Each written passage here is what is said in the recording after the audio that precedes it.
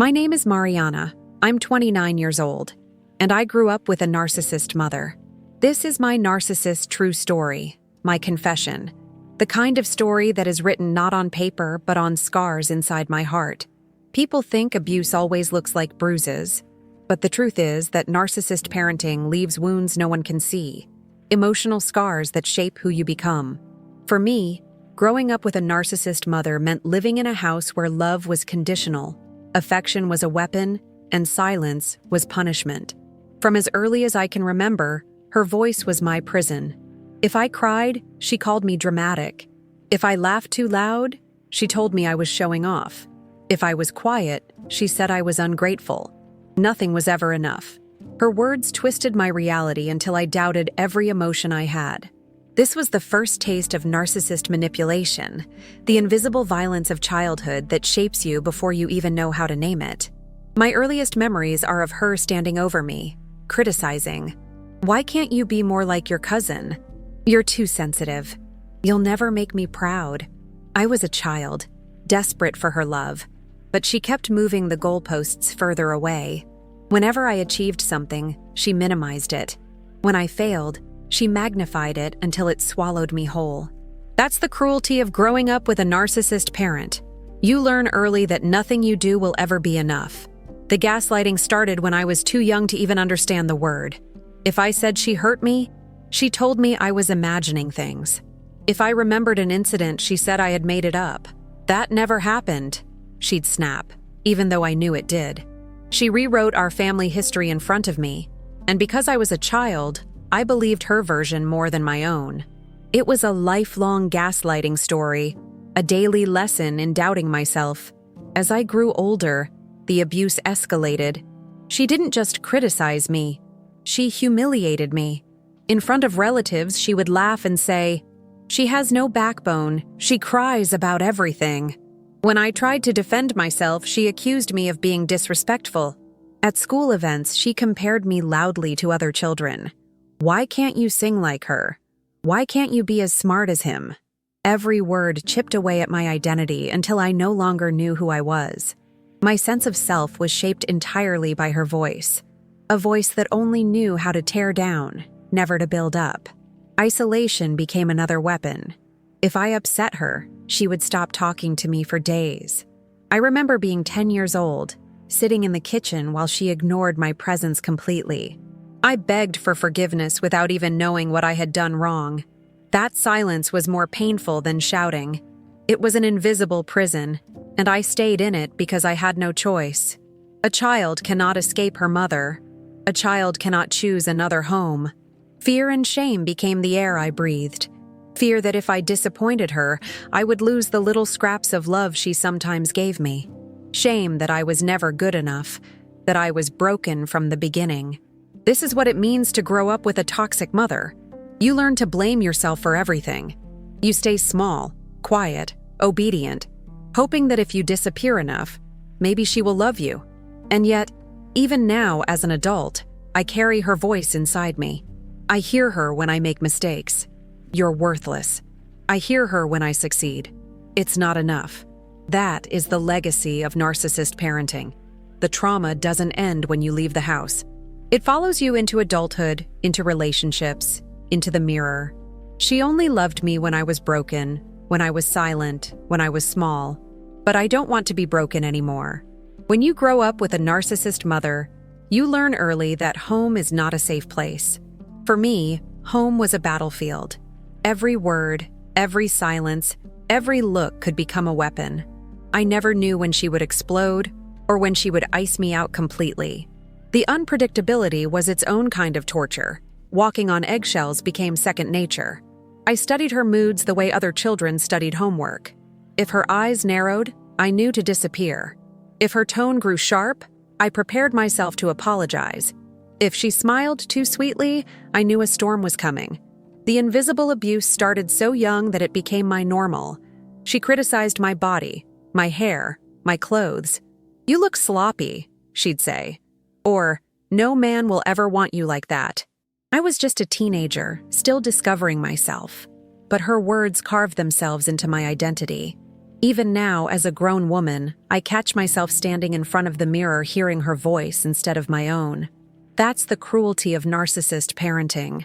The abuse doesn't end when the words stop. The abuse becomes part of you. Gaslighting was constant. If I confronted her about something she said, she denied it with a laugh. "You're so dramatic. You invent things just to make me look bad." She told family members that I was unstable, that I had an overactive imagination. Soon they started looking at me with doubt too. That isolation cut me deeper than any insult. It wasn't just that she gaslit me. She recruited others to believe her lies. My reality collapsed, and I felt alone even in a crowded room. One of the worst parts of growing up with a narcissist parent is the betrayal of trust. Mothers are supposed to protect you, to nurture you, to hold you when the world feels too heavy, but mine turned my vulnerabilities against me. When I confided in her about being bullied at school, she mocked me. If you weren't so weak, they wouldn't pick on you. Instead of comfort, she gave me humiliation. Instead of safety, she gave me shame. That was her power, taking my pain and turning it into ammunition. The escalation of her abuse came in public displays. At family gatherings, she turned me into the punchline. She compared me to my siblings, to cousins, to strangers. "She'll never be as successful as her brother. Look at your cousin, she's so pretty. Why can't you be more like her?" I would smile, laugh along, pretend it didn't break me. But inside, I was screaming. That's the humiliation that children of narcissist parents carry. The wound of being ridiculed by the one person who was supposed to love them unconditionally. Isolation deepened as I grew older. If I didn't obey her rules, she threatened to cut me off completely. She withheld affection like a punishment. When I was in high school, she once refused to speak to me for an entire month because I chose a friend she didn't approve of. Imagine being 16, desperate for your mother's love, and being treated like you don't exist. That is the invisible prison of narcissist parenting. You are trapped because you need her, but she uses that need to control you. Fear became my shadow. Fear of making mistakes. Fear of being abandoned. Fear of never being loved. And shame wrapped around that fear like barbed wire. Shame that I wasn't good enough. Shame that I couldn't make her happy. Shame that maybe I really was the problem. That's the manipulation of a narcissist parent. They convince you that their abuse is your fault, and as a child, you believe them. There is one memory I can't erase. I was 12, standing in the kitchen, holding a drawing I had worked on for days. I wanted to show her, to make her proud. She glanced at it for 2 seconds and said, "Don't waste your time on nonsense. You'll never be talented." I felt the air leave my body. In that moment, I learned that love was not unconditional in my home. It was transactional, and I would never meet the price. Growing up with her meant never knowing who I was allowed to be. If I was confident, I was arrogant. If I was shy, I was pathetic. If I tried to be independent, I was a traitor. No version of me was acceptable. The only version tolerated was the broken one, the obedient one, the one who served her image. She didn't want a daughter. She wanted a mirror. And when I failed to be that reflection, she punished me. Even as I became an adult, the chains didn't disappear. She still calls, still criticizes, still knows exactly which words to use to cut me open. "You'll never succeed. You'll never be loved. You're nothing without me." Those words are the soundtrack of my life. She only loved me when I was small, when I was broken, when I was silent. And I still carry her voice inside me, but I don't want it to define me anymore. There is something cruel about the way a narcissist parent rewrites your identity. She didn't just criticize me. She created a version of me that served her story, and she forced me to live inside it. To her, I was weak, dramatic, ungrateful. She told everyone around us, "She's difficult. She exaggerates. She always causes problems." Over time, I started to believe it myself. That's the power of narcissist manipulation. It doesn't just distort the truth, it replaces it. Gaslighting became my daily reality. If I remembered her shouting at me, she would say, "That never happened. You're making things up." If I brought up a cruel comment, she would insist, "I was just joking. You're too sensitive." If I showed sadness, she called me selfish. Do you know how much I sacrificed for you? Each time she denied my truth, I doubted my memory a little more. Eventually, I stopped trusting myself at all. That is the invisible prison of growing up with a narcissist parent. You learn to silence your own voice because it never seems to matter. When I was a teenager, the humiliation became unbearable. At a school performance, she stood in the audience and rolled her eyes at me, loudly whispering to a relative, "She thinks she's talented. Poor girl." I saw it. I heard it. But when I confronted her later, she denied it. "You're delusional. Why do you always twist things against me?" I remember feeling like the ground was disappearing beneath my feet. My own reality was no longer safe. My own memories were suspect. That's what gaslighting does. It makes you question not just what happened, but who you are.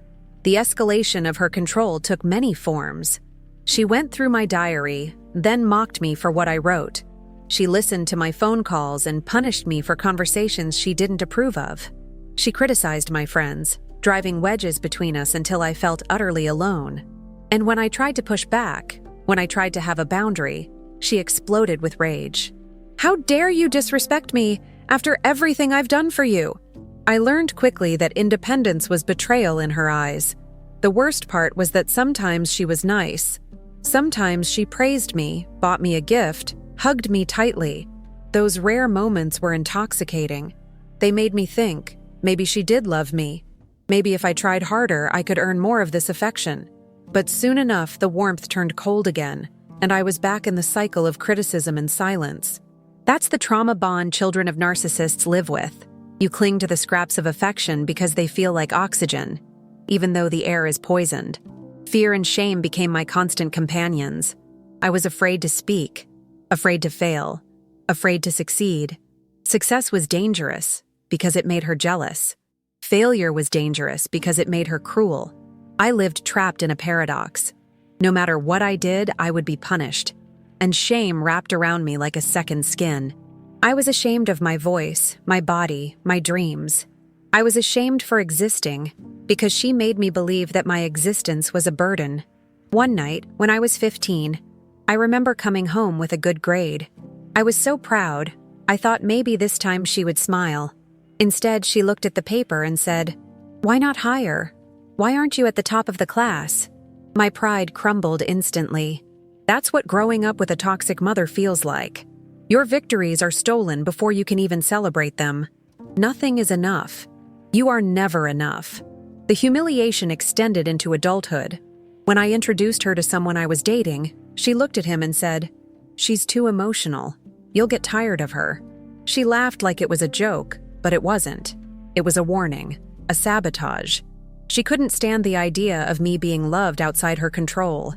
And when the relationship ended months later, she smirked and said, "I told you so. No one will ever stay with you." Her voice became prophecy in my mind, replaying every time I tried to love or be loved. The prison she built wasn't made of walls. It was made of words. Words that told me I was worthless, unlovable, unworthy of pride. Words that told me I was broken, dramatic, weak. Those words wrapped around me until I wore them like armor, even though they were chains. And even when I physically left her house, I carried that prison inside me. That's what people don't understand about narcissist abuse. Leaving doesn't set you free. The trauma follows you, whispers to you, haunts you. Sometimes I think about the little girl I was, standing in the kitchen with that drawing, hoping for love. Sometimes I think about the teenager who wished her mother would clap at her performance. Sometimes I think about the young woman who introduced her boyfriend, praying for approval. All of those girls lived in me, waiting for love that never came. And each time they were denied, a piece of me broke. I grew up believing that love was pain. When your first example of love is a narcissist mother, you learn to associate affection with control, attention with humiliation, and silence with punishment. I thought that was normal. I thought every child felt their stomach clench when they heard their mother's footsteps. I thought every child rehearsed their words before speaking, terrified of saying the wrong thing. For me, childhood was not safety. It was survival. Her cruelty was never random. It was calculated, deliberate. She knew exactly when to strike. If I felt proud of myself, she cut me down. If I felt sad, she mocked me. If I needed comfort, she withheld it. Her goal was always the same: control.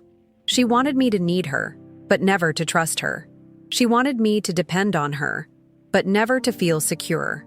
That is the paradox of narcissist abuse. They make you desperate for their love while ensuring you will never truly have it. Gaslighting became the language of our house. If I said I was hurt, she told me I was too sensitive. If I remembered a cruel comment, she swore it was a joke. If I begged for affection, she said I was selfish. "Everything is always about you, isn't it?" she'd sneer. The truth was, everything was always about her. Her needs, her image, her control. But she twisted the narrative so completely that even as a child, I carried the guilt of being a burden. The escalation of her abuse wasn't always loud. Sometimes it was silence, stretched out for days, leaving me begging for acknowledgement. Sometimes it was humiliation in public, mocking me in front of others. Sometimes it was comparison, holding me up against other children and finding me lacking. Look at her grades. Look at her body. Look at her smile. Why can't you be more like her? Every word cut me smaller. Every comparison taught me that I was unworthy. I remember one birthday that should have been special. I was turning 14. I came downstairs, hopeful she would say happy birthday. Instead, she looked at me and said, "You're not a child anymore. Stop expecting people to celebrate you." The day passed in silence. No cake, no smile, no love. That night, I cried quietly into my pillow, wondering why my existence felt like a burden. That's the reality of growing up with a toxic mother. Milestones that should bring joy become reminders of emptiness. Isolation became one of her strongest weapons. If I didn't behave the way she wanted, she cut me off from affection, from family, from the small comforts of childhood. Once, when I argued back, she told my relatives I was rebellious and ungrateful. Soon, they looked at me with suspicion too. Her lies became the truth in their eyes. I wasn't just isolated from her love, I was isolated from everyone else's as well. That's the prison of narcissist parenting. You are trapped inside their story, unable to tell your own. Fear ruled my life. Fear of her rage. Fear of her silence. Fear of her disappointment. I lived in constant anticipation of the next storm, unable to relax, unable to feel safe. And shame walked beside that fear, whispering that I was the problem, that I deserved her cruelty. Even now, as an adult, I carry that shame. I walk into rooms wondering if I'm too much, if I'm too little, if I'll ever be enough. That's the legacy of narcissist abuse, the way it lives inside you long after the abuser is gone. Her betrayal was not just in words, but in actions. She invaded my privacy constantly. She read my diary, then mocked me for what I wrote. She listened to my phone calls, then punished me for things she overheard. She opened my drawers, searched my bag, looked through my messages. Nothing belonged to me, not even my thoughts. And when I begged for privacy, she laughed. "You don't deserve secrets. You don't deserve respect." That was her truth. And for years, it became mine. The humiliation reached its peak during family gatherings. She loved to perform her version of motherhood, showing everyone how much she sacrificed for me. Then, in the same breath, she would mock me, make me the butt of her jokes, point out my flaws. People laughed, thinking it was harmless. But for me, it was another wound, another reminder that I existed only to serve her story. That's the cruelty of narcissist family dynamics. The abuse is invisible to outsiders, hidden under a mask of normalcy. Even now, I can still hear her words echo in my mind. "You're worthless. No one will ever love you. You'll never succeed." Those words became the soundtrack of my life. I hear them when I fail. I hear them when I succeed. I hear them when I look in the mirror. They follow me, haunting me, long after I left her house. That's what people don't understand. You don't just grow up and walk away. You carry the prison with you. By the time I reached adulthood, I thought I was free. I moved out. I built a life away from her. But I soon realized the invisible prison doesn't vanish when you change your address. Her voice followed me everywhere. It echoed in my head when I looked in the mirror, when I tried to love, when I failed, when I succeeded. Even from a distance, she still had control. That's the deepest wound of narcissist abuse, the way it embeds itself inside you, until you don't need the abuser to continue hurting. You hurt yourself with their words. I carried shame into every relationship. If someone showed me affection, I doubted it. I waited for the moment they would turn, mock me, betray me, just like she did. If someone complimented me, I brushed it off, because I didn't know how to believe kind words. I didn't know how to live without bracing for the next strike. This is the cost of growing up with a narcissist parent. You learn not to trust love, not to trust safety, not to trust yourself. Even in my career, her shadow followed me. I worked hard, achieved things, but every accomplishment felt small, hollow. I heard her voice in the back of my mind. It's not enough. You'll never be enough. Sometimes I sabotaged myself before she could be proven right. Other times, I overworked myself, desperate to silence her ghost. Either way, she was still in control. The gaslighting never stopped, even from afar. When I confronted her as an adult about the past, she laughed. "You're rewriting history. You always were dramatic." She denied everything, just as she had when I was a child. She told relatives that I was unstable, that I was ungrateful for all she had done. And once again, some of them believed her. That's the loneliness of having a narcissist mother. You're not just abused, you're disbelieved. Your truth becomes invisible to everyone but yourself. There was one moment I'll never forget. I told her I wanted space, that I needed distance for my own healing. She looked at me with cold eyes and said, "If you cut me out, you'll regret it for the rest of your life. You'll end up alone, because no one will ever want you." The cruelty was sharp, but the part that hurt the most was how much I believed it. That's the poison of narcissist control. Even when you know it's abuse, part of you still thinks they're right.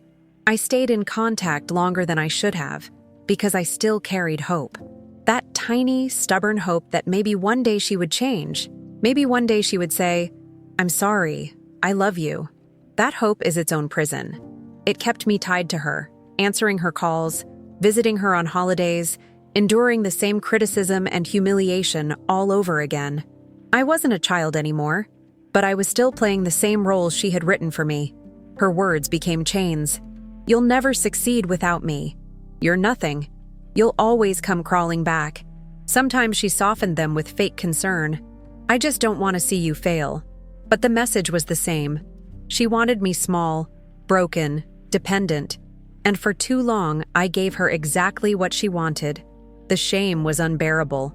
I blamed myself for everything. I thought maybe I hadn't tried hard enough. Maybe I really was the problem. That's how psychological abuse works. It convinces you to hold the knife against your own throat. It convinces you to silence yourself before anyone else can. There were nights when I couldn't sleep, replaying her words over and over in my mind. Worthless, pathetic, never enough. They played like a broken record, and I couldn't turn them off. I tried drowning them out with noise, with work, with distractions, but the silence always brought them back. That's the invisible prison survivors rarely talk about. You carry the abuser's voice long after their physical presence is gone. The hardest part was realizing how much I had internalized her cruelty. I became my own critic, my own jailer.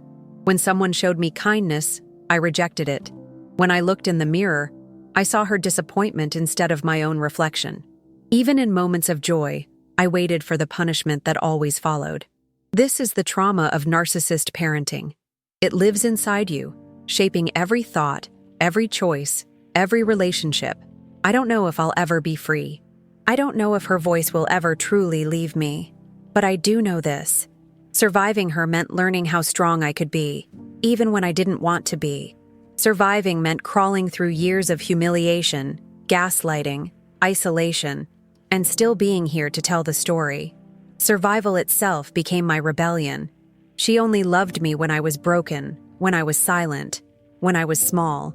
And I stayed in that prison far longer than I wanted, because fear and shame convinced me I couldn't leave. But I am here. And maybe being here, still breathing, still speaking, is proof that she didn't win completely.